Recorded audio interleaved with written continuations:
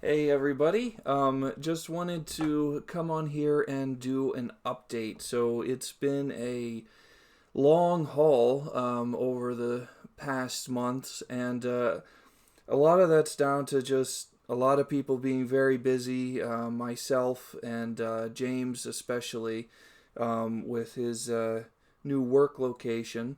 But we have very good news in that this past week we signed the last set of contracts, so his treatment is now fully contracted and scheduled.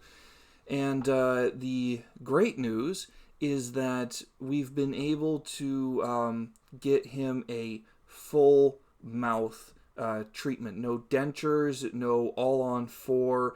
It's a full mouth. If anybody's curious kind of on the details and pricing and like all that kind of stuff, Forbes Health has an excellent article on full mouth implant treatments. It's definitely worth a read. The other thing that is kind of miraculous about this situation is that the treatment that he is going to be receiving in total is actually worth more than what we raised in total. And this is only possible due to extremely generous discounts from both Dr. Leichner and Dr. Bialy. Like on my Christmas list permanently kind of things. It blows my mind. And without their help, this wouldn't have been possible. I do apologize for the delay in kind of letting you guys know which oral surgeon we were going to go with. It took a little while to find one that was going to be able to do this for us within a price point that we could afford. And the all-in-four option, which is what we were originally going to go with, ended up being kind of right out because it actually would have involved a surgery that would require shaving bone off of his jaw in some way. So again, I don't know the exact details on that. I'm not privy to his medical records, but it basically would have been adding trauma to the situation. So we did some shopping around, and we were able to arrange this thanks to the massive generosity of our dentists. The big surgery is set for April 6th, and we can expect to see the whole thing finished early this summer. So it's very exciting news, and we're looking forward to showing you some guys some smiles when this is all done. In terms of the dog shelter donations, so there is a small emergency fund set aside in case of any complications leading to appointments that James cannot afford in the next 18 months. And that goes hand in hand with the insurance plan that we got him for the next 2 years. So you know, with surgery that is this in depth, it's something that needs to be addressed. We can't just undergo a major operation and then leave him on his own after this. We'd be doing as much harm as good. So fortunately, we were also able to do that for him. And again, it is that the money being there is thanks to the generosity of our dentists, and yourselves, which this wouldn't have happened without in the first place. So the way that it's set up for the dog shelter donations is that emergency fund, if it's not used in those 18 months, is going to be refunded to James, or it's going to pay out into a checking account that has been set up for him at Chase Bank. And again, that is not going to just be his money now. James has actually signed a pledge that any money placed in that account will be donated to a dog shelter. I know that recently there's been some questions about like who exactly is in charge of what in terms of the formation of this project. And some of that is down to information not being necessarily being available to all parties at all time. So the first point, so I have a list of questions that I wrote down to answer.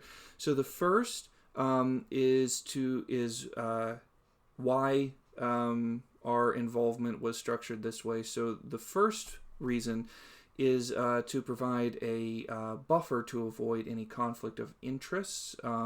So Lisa has a personal connection to one of the dentists that we are using.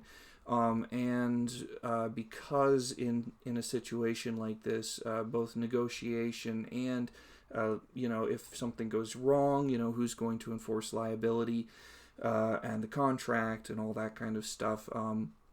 So her being personally involved in that would be compromised by the fact of her personal relationship there. Now, again, that personal relationship was instrumental in the deal, in us finding that dentist in the first place. But it is to make sure that, she is not caught up if anything goes wrong. It's just kind of standard to make sure that everybody in something like this is protected. The second issue is there's a clear agreement for services or product, in this case, i.e. the media, and the storyline that Franny Nation is putting out and that you guys are receiving.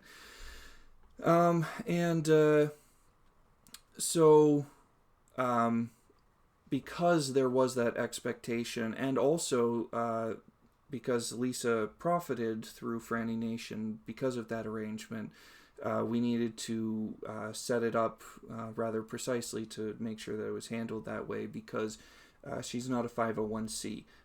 So to a certain extent, this was a business transaction.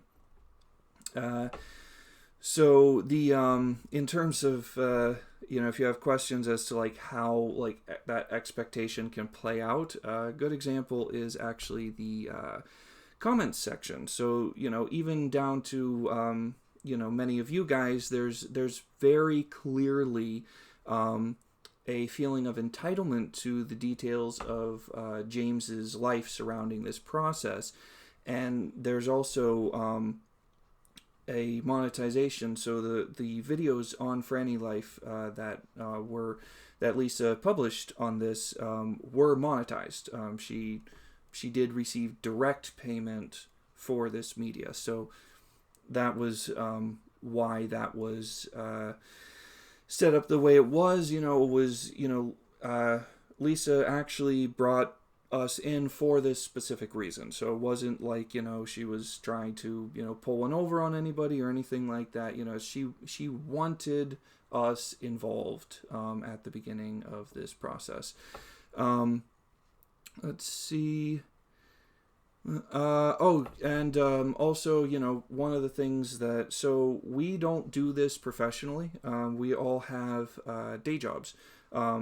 So this is kind of like something that we've been doing as a community outreach, we're friends, and we've been blessed in life by the people around us. And so Bonfire Banter was put together to kind of give a voice to people that, had interesting things to say.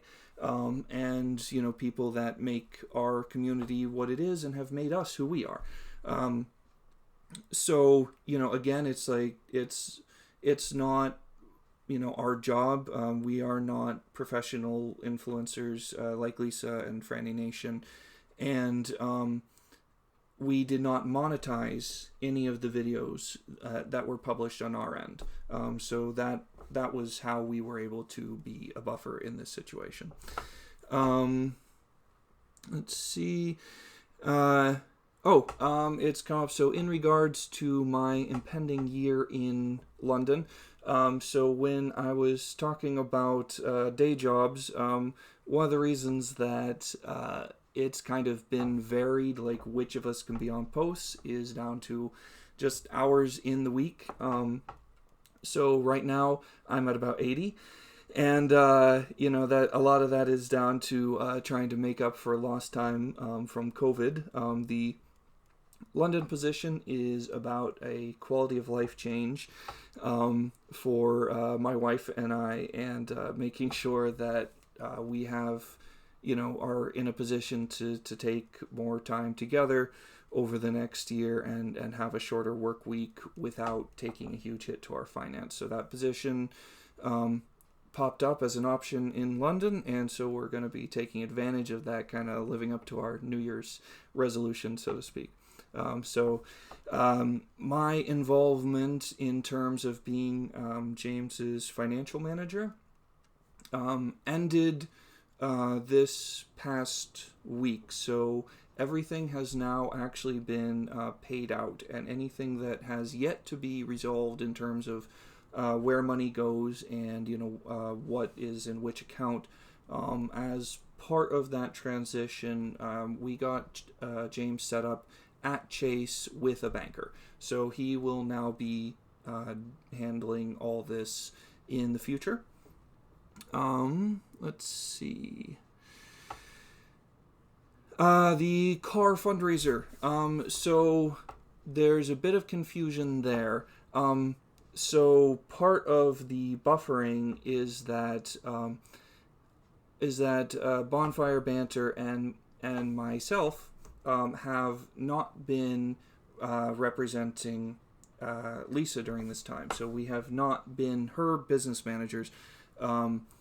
We've been an advocate for James, and that's how we've been able to set up. So there was some separation there.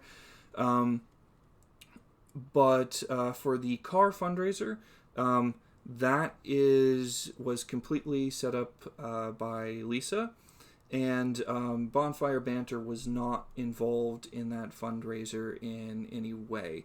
I do know from talking with Lisa that it was set up as a direct donation to James, which is an admirable thing. I was able to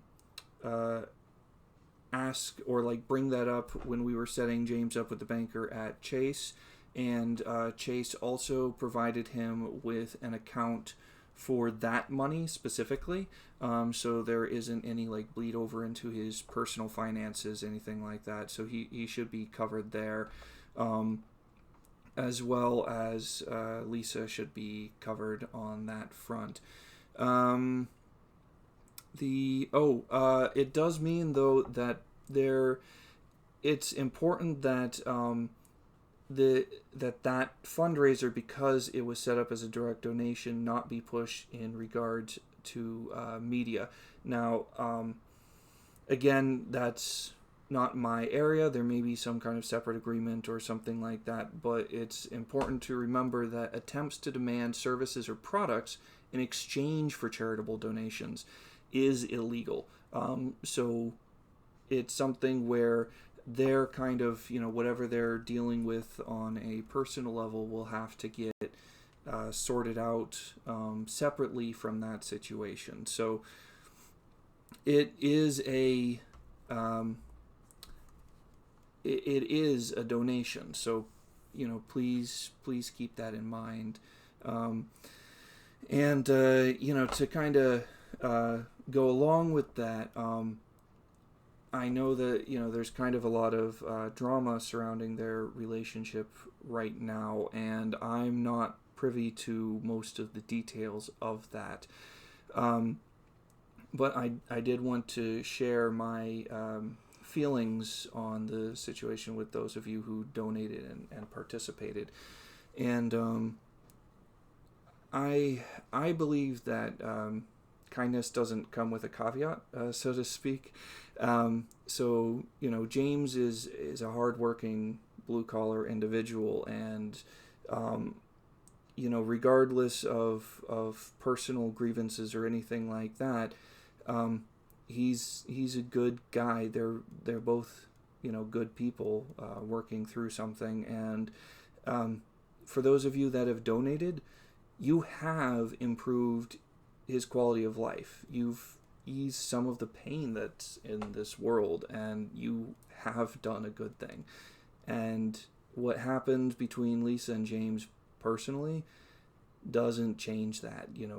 Regardless of how this turns out, I'm happy to have been a part of that good, and I sincerely hope that you are too.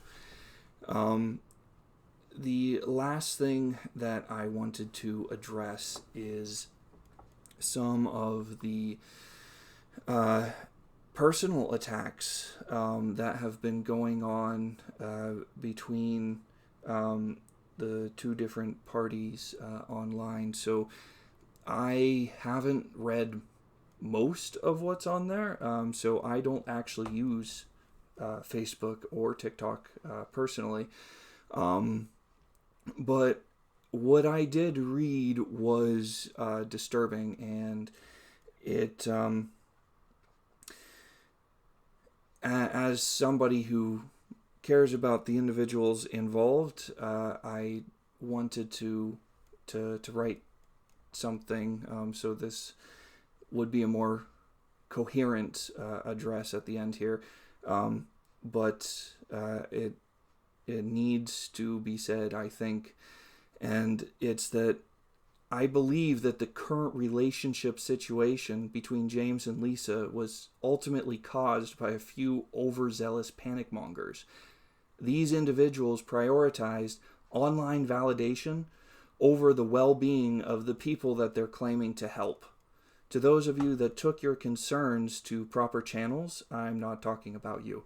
So my wife is an auditor, so I am fully aware of both your courage in coming forward and your prudence in doing it properly. Whistleblowers are heroes in these days where vigilance is more important than ever.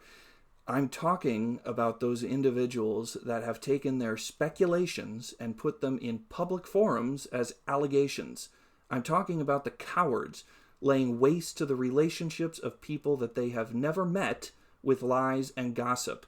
To the individuals with so little empathy that they posted that a bankruptcy during COVID makes someone look like a criminal. I don't know which shocks me more, your idiocy or your lack of humanity. To those individuals that drove Lisa into panic demanding answers when no one had them yet. You really need to give space if you truly care. I am telling all of these individuals now, they are entitled to all of their opinions.